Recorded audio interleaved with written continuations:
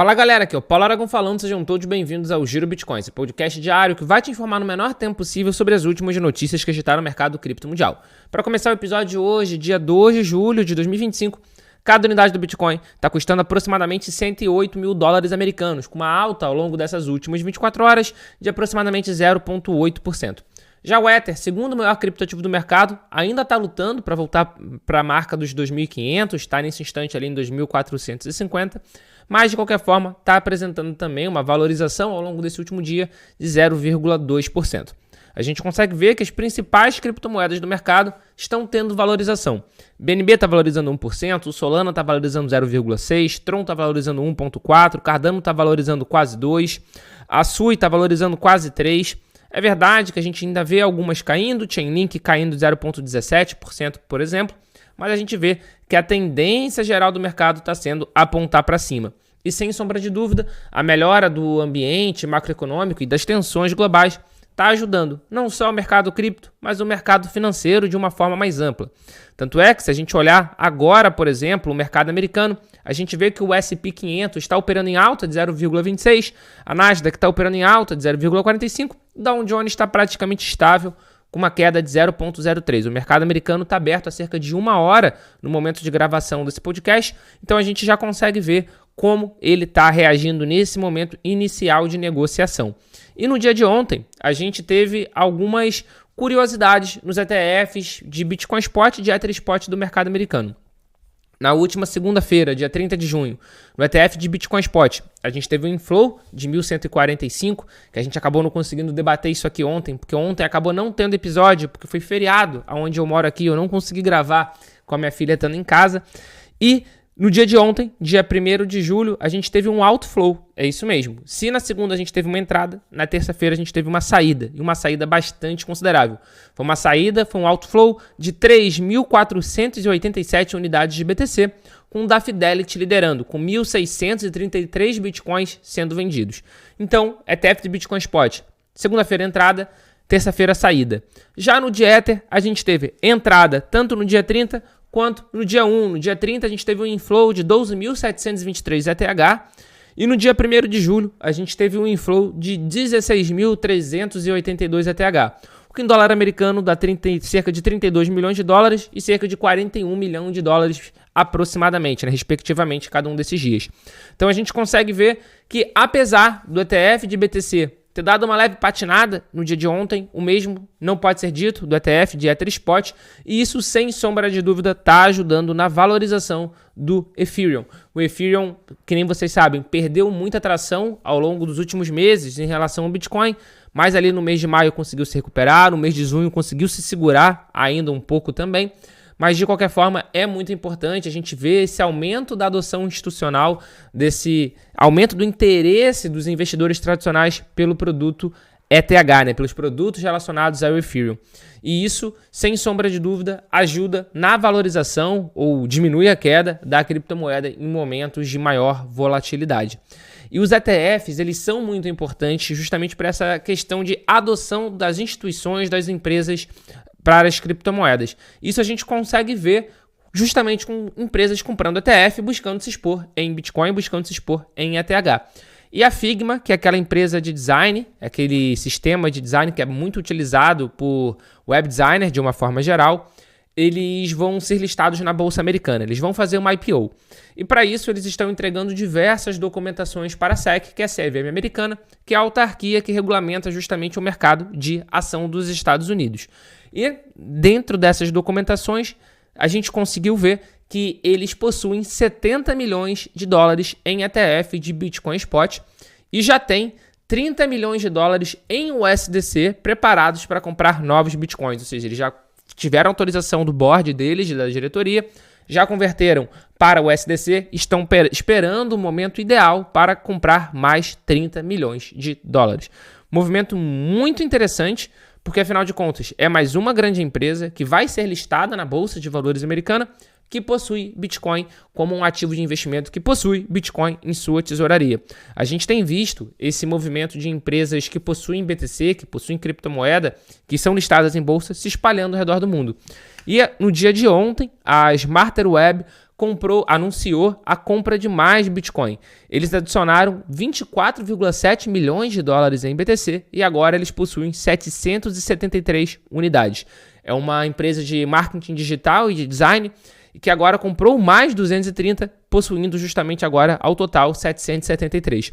E a gente vê esse movimento se expandindo ao redor do mundo. Todos os países, a gente está vendo esse movimento, empresas de todos os lugares do mundo, e demonstra a robustez do Bitcoin, demonstra a robustez dessas principais criptomoedas. A gente já tem visto empresas fazendo reserva, fazendo tesouraria de BTC, tesouraria de ETH, tesouraria de Solana, tesouraria até de BNB. Então, é um movimento bastante interessante, porque se há uns anos atrás, criptomoedas de uma forma geral era algo criticado, chegava a ser criticado pela imprensa de uma maneira geral, agora as grandes corporações estão vendo, sim, como uma grande alternativa para o futuro. E não só grandes corporações investindo, mas também vendo possibilidades de negócio. Inclusive o Deutsche Bank, que é um dos maiores bancos da Europa, vai lançar conta de custódia de criptomoedas em 2026. É um dos maiores da Europa, é o maior da Alemanha, e ele está justamente, supostamente, planejando permitir que seus clientes armazenem criptos como o Bitcoin no próximo ano. É um serviço de custódia que vai ser lançado em parceria com unidades de tecnologias da exchange de criptomoedas Bitpanda, que tem sede na Áustria, inclusive, né, que tem uma relação bastante forte ali com o mercado alemão de uma forma geral. E o desenvolvimento do serviço de custódia cripto também envolverá a Taurus, que é uma provedora suíça de tecnologia apoiada pelo Deutsche Bank. Se confirmado, esse novo plano representaria mais uma tentativa do Deutsche Bank de entrar no mercado de armazenamento de criptoativos, desde que revelou tal ambição lá em 2020. Muita regulação atrapalhou esse movimento deles na época, mas a gente tem visto o mundo de uma maneira geral olhando de uma forma mais amigável, de uma forma mais amistosa para as criptomoedas. Então o maior banco alemão agora pode lançar esse serviço e isso é mais uma ferramenta que vai auxiliar grandes empresas alemãs, por exemplo, a possuírem Bitcoin, a possuírem criptomoeda em sua tesouraria.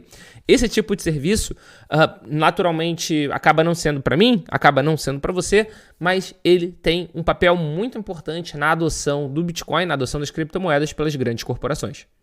Dando continuidade ao episódio de hoje, mas ainda falando sobre a questão da adoção do Bitcoin, o Cazaquistão planeja estabelecer reserva nacional de criptomoedas. E quem declarou isso foi o próprio Banco Nacional do Cazaquistão, falando que está pronto para estabelecer uma reserva estatal de cripto. As autoridades locais estão estudando o desenvolvimento de uma reserva de criptomoedas que seguiria as práticas internacionais.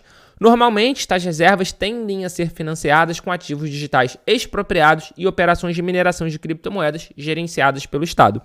O presidente do Banco Nacional do Cazaquistão reconheceu a volatilidade e os riscos associados aos criptoativos. Ele afirmou que colocar a reserva sob controle de uma instituição centralizada garantiria supervisão adequada e gerenciamento de riscos. Vale ressaltar que a gente tem visto, de fato, esse movimento de criação de uma reserva estratégica de criptomoedas se espalhando pelo mundo. A gente tem os Estados Unidos que estabeleceram que, pelo menos por enquanto, vai ser de criptomoeda apreendida em operações judiciais. Inclusive, nesse instante, ele já tem cerca de 198 mil BTC dentro dessa reserva. Mas a gente também tem o caso do Butão, que faz mineração de Bitcoin. A gente tem um caso de El Salvador, que compra pelo menos um Bitcoin todo dia. E a gente tem diversos outros países da Ásia também anunciando a criação de reserva, ou pelo menos um grupo de estudo para a criação dessa reserva. Recentemente a gente teve um anúncio do Paquistão, a gente teve anúncio do Quirguistão, agora a gente está tendo anúncio do Cazaquistão. A gente também teve um início de debate político na Índia sobre esse tema. Então é algo que a gente tem visto se espalhando ao redor do mundo e está muito forte ali na Ásia de uma maneira geral. E falando em Ásia, muita gente especula que a China também já está comprando Bitcoin para sua reserva estratégica e já seria, inclusive, a segunda maior reserva estratégica de BTC nacional do mundo, perdendo apenas para a americana. E falando em mercado americano, uma curiosidade para vocês. O governador do Texas, o Greg Abbott, ele sancionou um projeto de lei que permite que os residentes do Texas utilizem metais preciosos para transações financeiras diárias, tanto o ouro quanto a prata. Ou seja, ele transformou o ouro e prata em legal tender, em moeda de curso livre, porque afinal de contas, se você pode pagar as suas transações financeiras do dia a dia com um determinado ativo, ele é uma legal tender. E então ele sancionou. Agora os texanos podem pagar justamente qualquer tarifa, qualquer transação diária com ouro e com prata, o que é algo bastante interessante, que é algo bastante curioso. Vale ressaltar que no início de junho a gente teve a reserva estratégica nacional, a reserva estratégica estadual do Texas criada também, porque foi sancionado esse projeto de lei pelo Abbott. Então, será que a gente pode ver em um curto espaço de tempo o Bitcoin ou outra criptomoeda sendo considerado uma legal tender um dos maiores estados americanos? Vamos acompanhar de perto, mas não é nada tão impossível assim de se sonhar. Afinal de contas, se ele fez isso para ouro e para prata, que muitas vezes é mais difícil de ser utilizado no dia a dia, isso pode ter sido, na verdade, uma forma de pavimentar o caminho para a adoção do Bitcoin. E esse foi o Giro Bitcoin de hoje. Se você chegou até agora aqui no episódio, meu muito obrigado.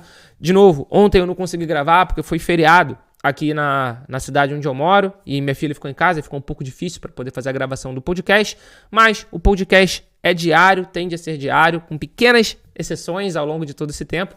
Se você está vendo a gente aqui pelo YouTube, deixa o seu like, se inscreve no canal se ainda não for inscrito, ativa o sininho de notificação.